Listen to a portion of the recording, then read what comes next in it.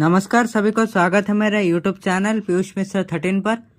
और आज हम बात करने वाले हैं वेद व्यास के महाभारत का जो 99वां विषय है संसप्तक, उसके बारे में आज हम बात करेंगे। उससे पहले प्लीज़ चैनल को सब्सक्राइब कर लीजिए और सब्सक्राइब बटन के बगल में जो बेल आइकन है उसका भी प्रेस कर लीजिए ताकि मेरे वीडियोज़ का नोटिफिकेशन आपको बिल्कुल टाइम पर मिल जाए। वीडियो अच्छा लगे तो लाइक कीजिए और शेयर भी कीजिए आपके फ्रेंड्स और फैमिली के साथ ताकि हमारा चैनल ग्रो कर सके। तो चलिए आज के वीडियो की शुरुआत करते हैं, पर उससे पहले हम जानते हैं कि पिछले वीडियो में हमने क्या जाना था।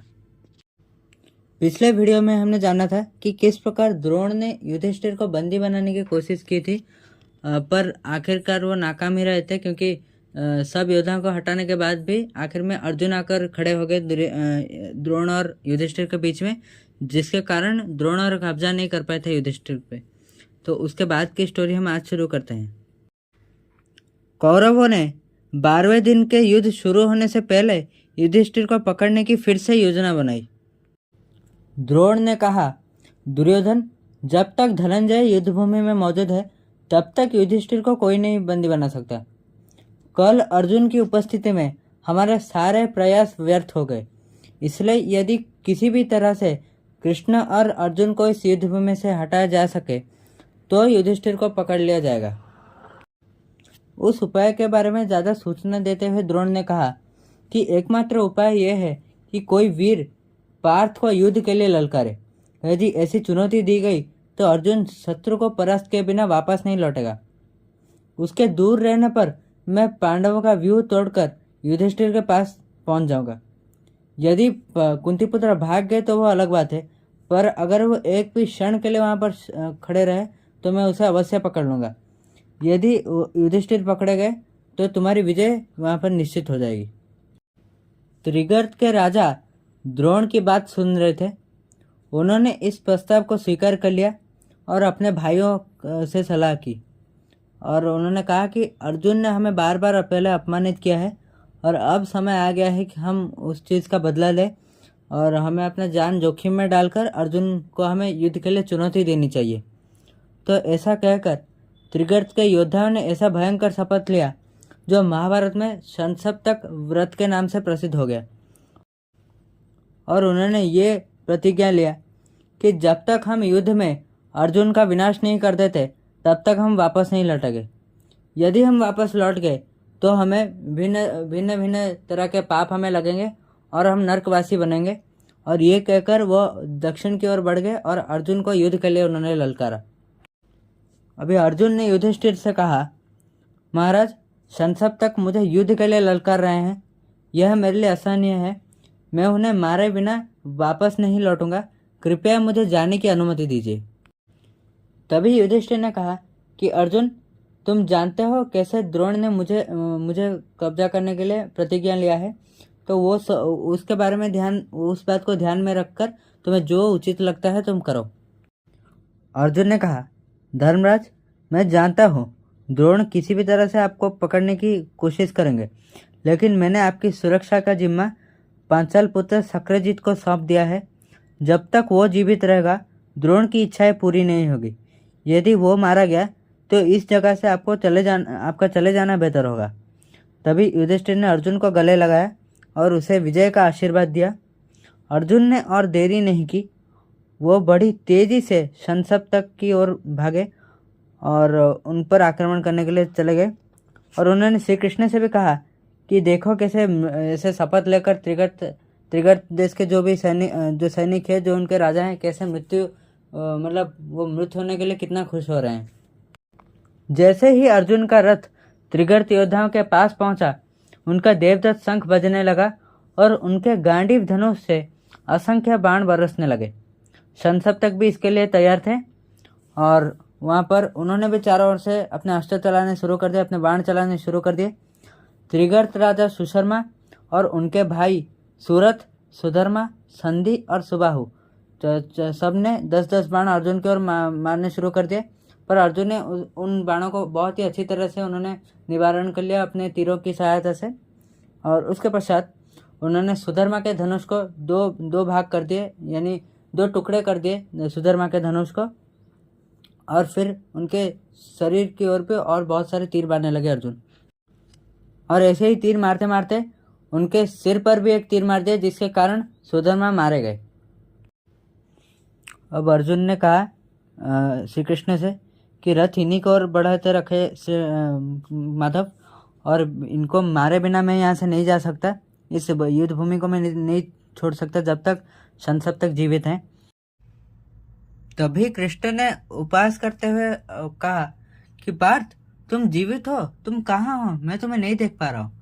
मतलब यहाँ पर कृष्ण का अर्थ, कहने का अर्थ ये था कि जो यहाँ पर अर्जुन जैसे एक महान योद्धा है, वो संसप्तों के साथ युद्ध करने में इतना देरी कर रहा था, इतना समय लग रहा था उनको हराने में।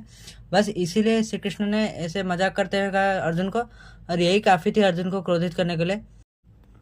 उन्होंने तुरंत ही बाणों की वर्षा शुरू कर दी, और इस तरह से उन्होंने बाणों की वर्षा की कि संसप्तकों को लगा कि एक नहीं बल्कि 1000 अर्जुन एक साथ युद्ध कर रहे हैं उनके साथ, और योद्धाओं के जो जितने भी उनके अस्त्र से वो सब नीचे गिर गए। मतलब अर्जुन ने इस तरह से, इस भयंकर रूप से उन्होंने प्रहार किया।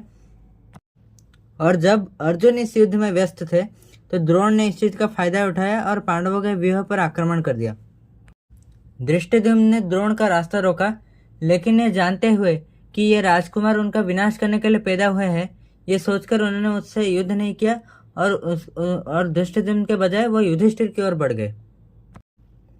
पांचाल के राजकुमार वीर शक्रजित ने द्रोण का पथ रोक लिया, और उनके शाणिक तीरों से द्रोण के सारथी मारे गए, और उनके जो रथ का जो ध्वजा था वो भी छिन्न भिन्न हो गया, और उन्होंने ऐसे लगातार 30-40 बाण मारे। और शक्रजित का साथ देने और 2 पांचाल राजकुमार आ जुड़े उनके साथ, पांचाल्य और ब्रुक। वो दोनों अब शक्रजित के साथ जुड़ गए और द्रोण पर आक्रमण करने लगे।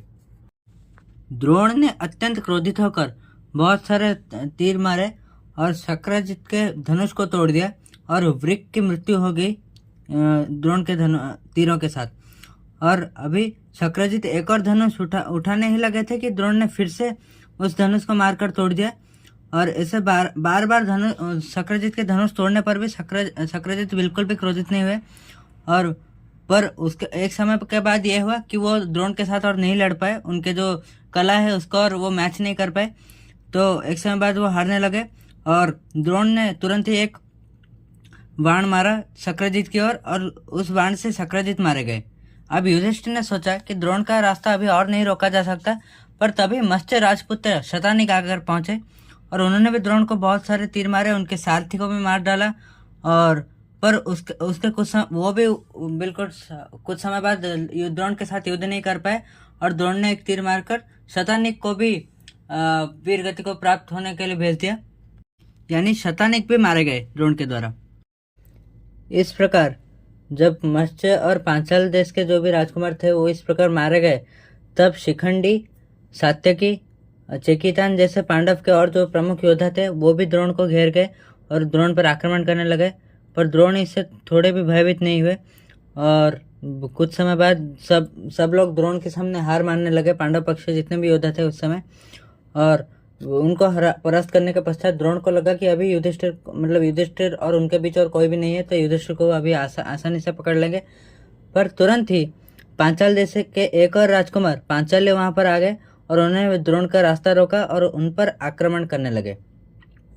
पर कुछ समय के पश्चात वो भी द्रोण के तीरों से मारे गए, और पांडव पक्ष का ये जो हालत हुआ, ये देखकर दुर्योधन के खुशी की सीमा न रही। यहाँ पर दुर्योधन ने कहा कर्ण से कि कर्ण देखो, पांडव सेना भाग रही है, और कहाँ गया वो भीम जो इतने जोर से चिल्ला रहा था। और मुझे तो यही लगता है कि पांडव अभी और युद्ध नहीं करेंगे, और राज्य पाने की आशा को वो छोड़कर अभी युद्ध में छोड़ देंगे। दुर्योधन का यह बात सुनकर कर्ण थोड़े से भी उत्साहित नहीं हुए। कर्ण ने दुर्योधन से कहा कि दुर्योधन, ये मत सोचो कि पांडवों ने इतनी जल्दी राज्य की आशा खो दी है। वे युद्ध का मैदान कभी नहीं छोड़ेंगे। उन्होंने जितना कष्ट सहा है, और जो 12 वर्ष का वनवास हो, 1 साल का अज्ञातवास, उसका तुम्हें क्या लगता है वो सब इतने आसानी से भूल जाएंगे? देखो पांडव सेना कैसे फिर से युद्ध के लिए प्रस्तुत हो रही है। भीम, सात्यकी, धृष्टद्युम्न, शिखंडी, शिशुपाल के पुत्र धृष्टकेतु, द्रुपद सब अभी द्रोण पर आक्रमण करने के लिए आ रहे हैं। द्रोण चाहे कितने भी बेहतरीन योद्धा हो, पर एक साथ वो सबके सामने सबके ऊपर तो वो विजय प्राप्त नहीं कर सकते। इसलिए द्रोणाचार्य की रक्षा करना हमारा कर्तव्य है। चलो तुरंत ही कौरव सेना को एकजुट करो और द्रोण की सुरक्षा में लग जाए। तो यही थी आज की स्टोरी। आशा करता हूँ आपको वीडियो अच्छा लगा, और वीडियो को आखिरी तक देखने के लिए बहुत बहुत धन्यवाद। और वीडियो अच्छा लगा तो प्लीज़ लाइक करके जाइएगा, और अपने फ्रेंड्स और फैमिली के साथ शेयर कीजिएगा। तो और कमेंट्स में भी बताइएगा आपको वीडियो कैसा लगा। तो चलिए मिलते हैं नेक्स्ट एपिसोड में। नमस्कार।